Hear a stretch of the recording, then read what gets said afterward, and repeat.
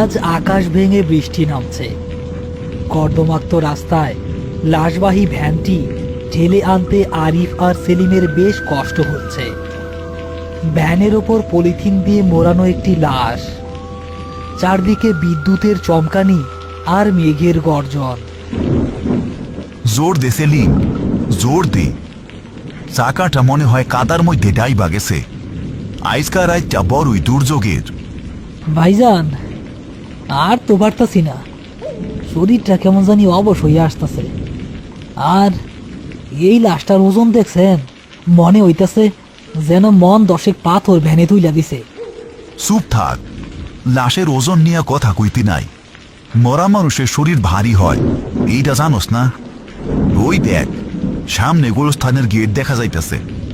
Jabbar bike hurricane জ্বালাইয়া খাড়াই আছে। ভাইজান, বৃষ্টির শব্দে কিছু শোনা যায় না, কিন্তু আমার কানে যেন কিছুক্ষণ পর পর ঝুম ঝুম কইরা নুপুরের আওয়াজ আসতেছে। হ্যাঁ, কিসের আওয়াজ? নুপুরের আওয়াজ ভাইজান, মনে হয় কেউ পায়ে নুপুর পইরা হাঁটতাছে। তোর মাথায় সমস্যা হইছে সেলিম। এই ঝড় বৃষ্টির মধ্যে কে নুপুর পইরা হাঁটবো? ভয়ের চোটে আবল তাবল শুনতাছস। আল্লাহর নাম নে তুই। তুমুল বৃষ্টির মধ্যে তারা কোনো মতে গোরস্থানের গেটে পৌঁছালো। জব্বার আলী ছাতা মাথায় গেট খুলে দিলেন। তার হাতে থাকা হ্যারিকেনটা বাতাসে বারবার নিভে যাওয়ার উপক্রম হচ্ছে। ওরে বাপরে, তোমরা আইতে পারছো তাইলে? আমি তো ভাবছিলাম এই তুফানে আইজ আর লাশ দাফন করা হইব না। উপায় নাই জব্বার ভাই, এই লাশটা থানা থাইকা দিছে। বিয়ার রাইতে মাইয়ারা বিষ খায়া মরছে। পুলিশ কেস, তাই ময়না তদন্ত শেষে লাশ পাঠাইতে দেরি হইল। শ্বশুর বাড়ির লোক বা বাপের বাড়ির লোক কেউ লাশ নিতে আসে নাই, তাই আমাগরই দায়িত্ব। বড়ই আফসোসের কথা, বিয়ার সাজে চইলা গেল দুনিয়া থাইকা। আচ্ছা, তোমরা লাশটা নিচে নামাও, আমি কোদাল আর বাঁশ নিয়ে আসতাছি। আরিফ আর সেলিম ধরাধরি করে লাশটা ভ্যান থেকে নামিয়ে শেডের নিচে রাখল।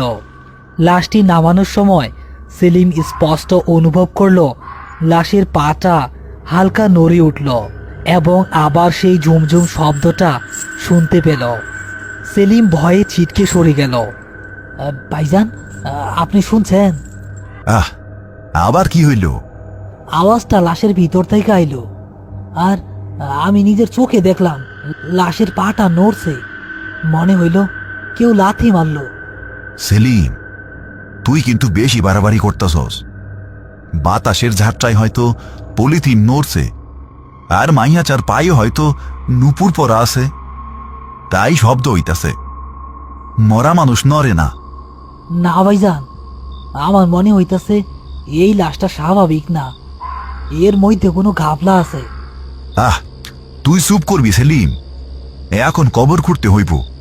বৃষ্টি একটু কমছে, এই ফাঁকে কাজটা সাইডা ফেলি। চল। তারা কবর খোঁড়ার কাজ শুরু করলো। মাটি বৃষ্টির পানিতে নরম হয়ে আছে, তাই খুঁড়তে খুব একটা কষ্ট হচ্ছে না। কিন্তু অদ্ভুত ব্যাপার হলো, কবর খোঁড়ার সময় গোরস্থানের বাতাসটা কেমন যেন মিষ্টি গন্ধে ভরে গেছে, অনেকটা হাসনাহেনা ফুলের গন্ধের মতো। অথচ আশেপাশে কোথাও হাসনাহেনা গাছ নেই। আরিফ, একটা গন্ধ পাইতেছ? হ ভাইজান, এই আতর বা গোলাপ জলের মতো গন্ধ। মনে হইতাছে কাইল রাইতে কেউ আগরবাতি জ্বালাইছিল, সেই গন্ধ এখনো যায় নাই। ভাইজান, গোরস্থানে আগরবাতির গন্ধ থাকবো কেন? আর এই বৃষ্টির মধ্যে গন্ধ তো ধুইয়া যাওয়ার কথা। এই গন্ধটা অন্যরকম, কেমন জানি একটা নেশা ধরানো গন্ধ। সেলিমের কথায় আরিফের মনেও খটকা লাগলো। সে কোদাল চালানো বন্ধ করে চারপাশে তাকালো। অন্ধকারে বাঁশঝাড়ের দিকে তাকাতেই তার মনে হলো লাল বেনারসি পরা কেউ একজন বাঁশঝাড়ের আড়ালে দাঁড়িয়ে তাদের দিকেই তাকিয়ে আছে। বিদ্যুতের আলোয় দৃশ্যটা 1 সেকেন্ডের জন্য দেখা গেল, কিন্তু আবার পরক্ষণেই মিলিয়ে গেল। হ্যাঁ, কে কে ওইখানে? কি হইল আরিফ, কারে ডাকো? জব্বার ভাই, ওই বাঁশঝাড়ের পিছনে মনে হইল লাল শাড়ি পরা কোনো মহিলা খাড়াইয়া আছে। আরে দূর মিয়া,